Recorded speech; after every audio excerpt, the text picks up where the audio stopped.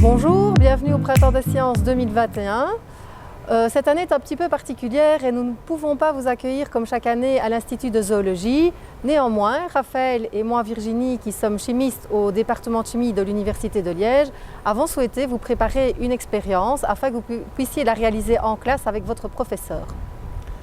Vous savez tous qu'il existe différents matériaux. Vous avez les plastiques, les métaux, le bois, etc. Et si on s'intéresse aux métaux, on va utiliser différents métaux pour différentes applications. Par exemple, vous utilisez un clou pour accrocher un objet ou un tableau sur un mur, vous allez utiliser en fait un objet en fer et plus particulièrement en acier. Si maintenant vous devez réaliser un câble électrique, vous allez prendre un autre matériau, le cuivre, qui a la propriété de mieux conduire le courant électrique. Donc deux métaux différents pour deux applications différentes. Eh bien, pour les plastiques que l'on appelle plus précisément les polymères, c'est la même chose. Pour illustrer tout ça, allons là.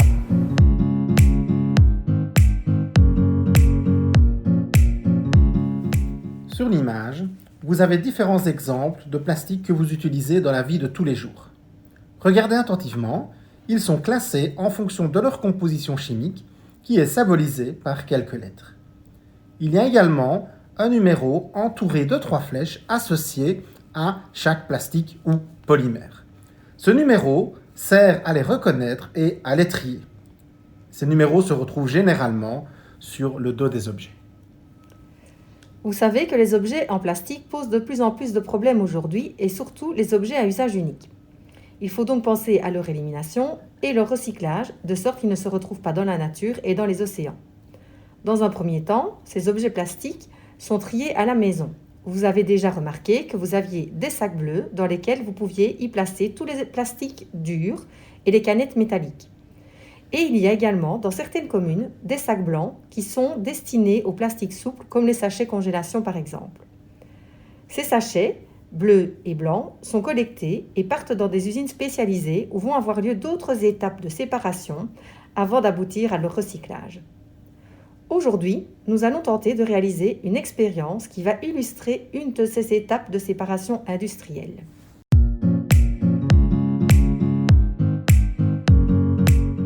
Pour cela, nous allons prendre 4 objets. Une bouteille d'eau, une bouteille de lait, un sachet type congélation et un gobelet jetable. À l'aide d'une paire de ciseaux, vous allez découper 3 morceaux de 1 cm sur 1 dans chaque objet. Faites attention de ne pas vous couper en utilisant les ciseaux. Vous allez également avoir besoin de 3 récipients d'un volume d'au moins 400 ml, d'une petite coupelle, d'une balance qui pèse au gramme près, de 3 cuillères, d'eau plate, de bioéthanol que l'on retrouve dans des magasins de bricolage et d'un paquet de sel. Vous pouvez maintenant prendre la balance, vos 3 récipients, ainsi que l'eau, le sel et le bioéthanol, afin de préparer les 3 solutions dont vous allez avoir besoin pour cette expérience. Voyons comment faire.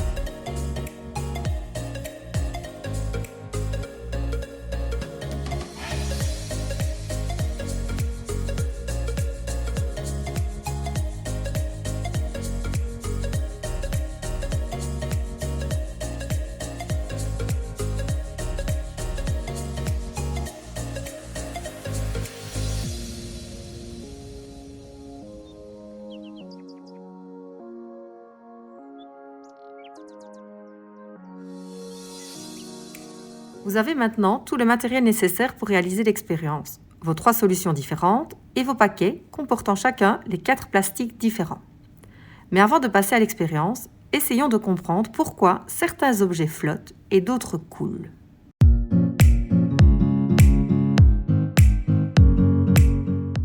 Prenons un morceau de bois et plongeons-le dans l'eau. Il flotte. Prenons maintenant une gomme et plongeons-la dans l'eau. Elle coule. Pourquoi ? Intéressons-nous d'abord à leurs dimensions. Si nous les superposons, nous voyons qu'ils ont exactement la même longueur, la même largeur et la même hauteur. Ils ont donc exactement les mêmes volumes. Mesurons leur masse. Le morceau de bois a une masse de 5,4 grammes. La gomme a une masse de 12,8 grammes. Nous devons à présent calculer leur masse volumique. Comme les deux objets ont les mêmes dimensions, ils ont le même volume. Et nous avons mesuré les masses du morceau de bois et de la gomme. Mais nous devons maintenant calculer leur masse volumique, c'est-à-dire leur masse divisée par leur volume. Dans le cas du bois, nous avons 0,6 g par centimètre cube et nous avons besoin de la densité du bois qui est sa masse volumique divisée par la masse volumique de l'eau, ce qui nous donne 0,6. Pour la gomme, nous réalisons le même calcul. La masse volumique, dans ce cas-ci, est égale à 1,4 g par centimètre cube et donc sa densité est égale à 1,4. Si nous comparons maintenant cette densité par rapport à la densité de l'eau, nous voyons que la densité du bois est inférieure à la densité de l'eau, il flotte. Par contre, la densité de la gomme est supérieure à la densité de l'eau, elle coule.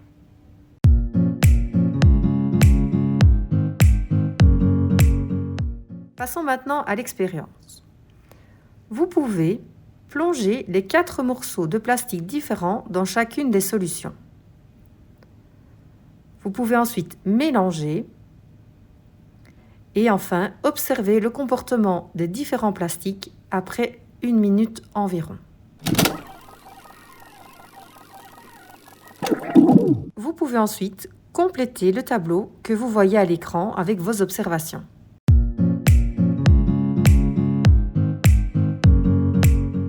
Dans la solution qui contient de l'eau et de l'alcool, seul le morceau de sachet flotte.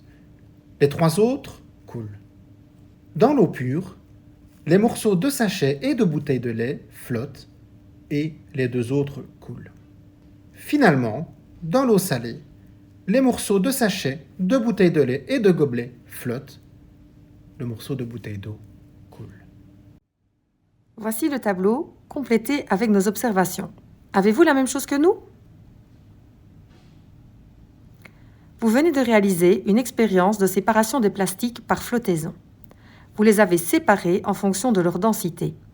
Vous avez vu que pour une même solution, certains flottent et d'autres coulent. Vous avez également pu voir qu'un même plastique se comporte différemment selon la solution dans laquelle il est plongé. Nous avons classé ici les plastiques et les solutions par ordre croissant de densité, du moins dense à gauche au plus dense à droite. Eh bien, si un plastique se trouve à gauche d'une solution, il sera moins dense que celle-ci et il flottera. Si par contre il se trouve à droite, il sera plus dense et il coulera. Vous pouvez bien sûr réaliser cette même expérience en utilisant d'autres objets comme une brique Lego, un morceau de tuyau, un CD ou autre. Voilà, nous avons terminé. Nous espérons que cette expérience vous a plu et nous vous remercions d'y avoir participé. Si vous rencontrez une difficulté quelconque lors de la réalisation de la manipulation, n'hésitez pas à nous contacter par mail. Vous pouvez aussi nous envoyer vos réalisations via photo ou vidéo. Et nous vous disons à l'année prochaine. Au revoir, à bientôt.